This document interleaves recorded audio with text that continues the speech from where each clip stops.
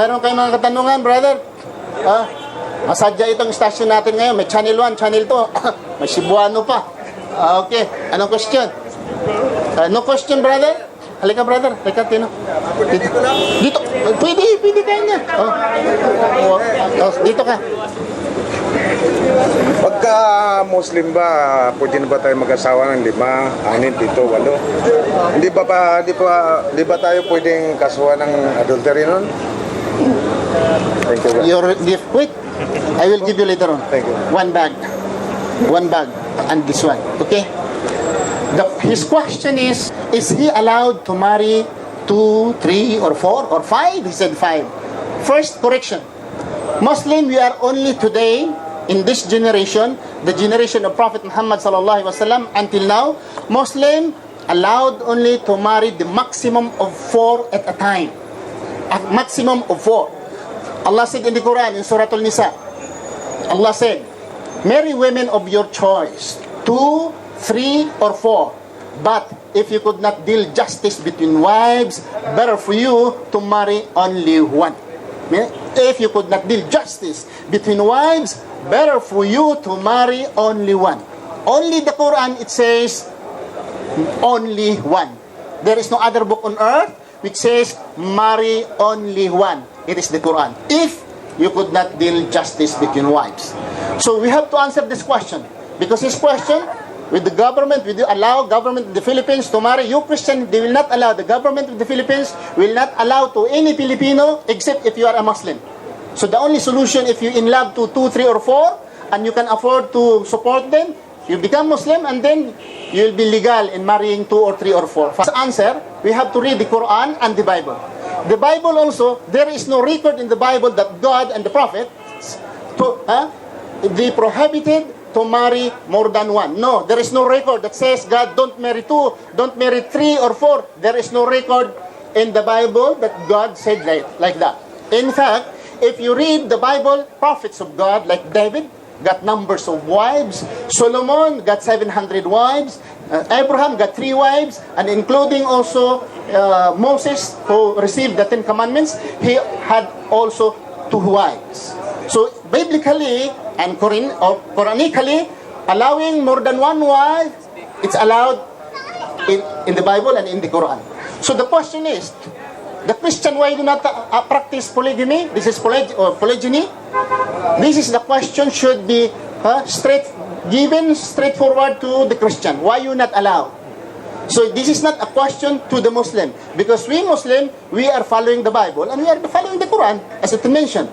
But in the Christianity, they are not allowed to marry 2, 3, or 4, but they have a lot of mistresses, left and right.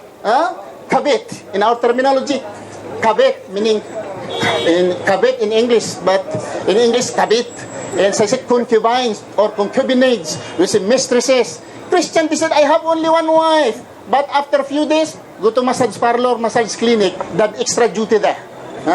This is ridiculous, and this is hypocrisy.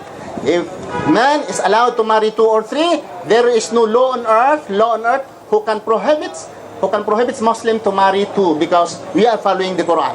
And in Qatar, if you are not allowed to marry in the Philippines, come in Qatar, and the Qatar government will give you marriage certificate if you will marry here again. Okay, understood? So do you have any question or follow-up, sir? Okay. So sorry kayo mga kapatid dahil naghalo-halo ng English ngayon kasi may it's okay? Okay. Because we have our friends. Brother, this is my ustad. No sound? No problem. Come here and listen. No question, brother? So brother, are you a Christian? Christian? A Roman Catholic? Do you believe it's prohibited in the Bible to marry more than one in the Bible?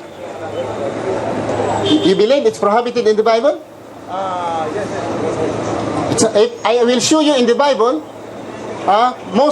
Abraham. You know Abraham in the Bible? Okay. Do you believe Abraham? Okay. Abraham. Genesis chapter 16. Read. This is the Bible. This is the Quran, and this is the Bible. Genesis chapter 16, verse 1 and 3. Verse 1 and 3. Okay. Si Sarai English, because English. we have visitor. Channel 2.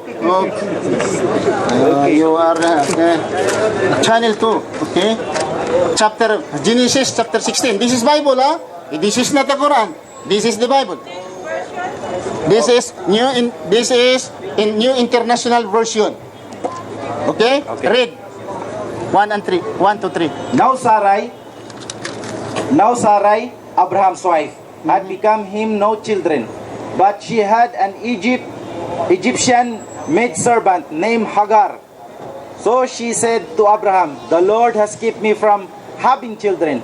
Go sleep with my maidservant. Perhaps I can build a family through her." Abraham agreed to what Sarai said. So after Abraham had been living in Canaan 10 years, Sarai his wife took her Egyptian maidservant Hagar and gave her to her husband to be his wife. To be his wife. The first wife is Sarah. The second wife of Abraham, Hagar. Genesis chapter 6, 25. Genesis 25. This is 25. This is Bible. This is not Quran. Verse 1. 1. Abraham took another wife Another wife. whose name was Keturah. Oh, Keturah. First, Sarah. The second, Hagar. The third wife of Abraham, Keturah. Okay? This is from the Bible. So if the Christian is not following this, take. Because they are controlling men to have 2, 3 or wives. But in fact, in reality, men today, especially Christians, they have extra relationship outside the marriage. So why you prohibit? And you are practicing it privately. We Muslim practicing it publicly and legally. While the Christian practicing it privately and illegally. We are practicing public. Oh, this is my wife. 2, 3, 4 wives, these are my wives.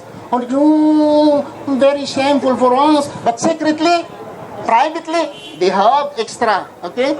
Oh, this is illegal. You are illegal. Oh, but they have illegal also secretly. So this is hypocrisy. Hypocrisy.